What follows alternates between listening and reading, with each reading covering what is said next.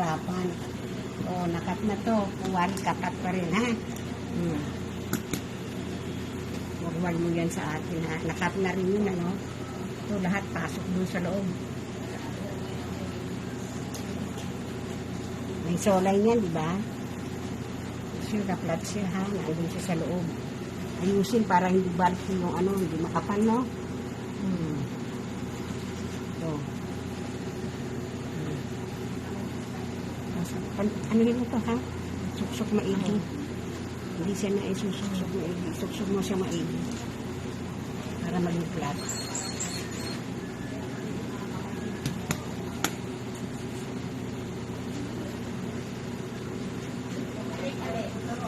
Ayan, ha? Ayan na siya, oh.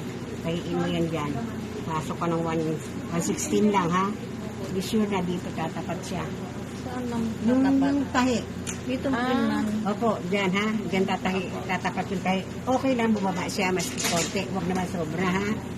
Kasi kailangan pantayin mo to.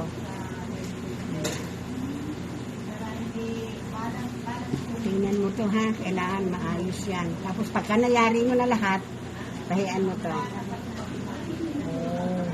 Pati na yung baba dito, ha? Hanggang saan ma'am baba? Hanggang sa babang baba na? Oo, kaya ito, fold mo muna to. Hindi katulad sa skirt, kapag gano'n, baliktad. Pareho rin mo sa skirt na pinaliktad. Ganyan, no? Baliktad na gano'n. Di ba may soline siya? Pantayin yung soline. Hanggang dyan lang ang tahi. Para pag binaliktad mong gano'n, saka mo na ang tahian. Diba? Mula doon. Mula doon, pataas, doon, hanggang doon, hanggang dito. Ano? 1.8. Oo, 1.8 masyado manipis yung 1.6 hindi kita. Yung 1.8. Ito. Hindi lalabas yan. Kailangan nakatago kaya babatakin mo siya, ha? I-basting mo muna kaya yan. Opo, hindi kailangan ganyan, ha?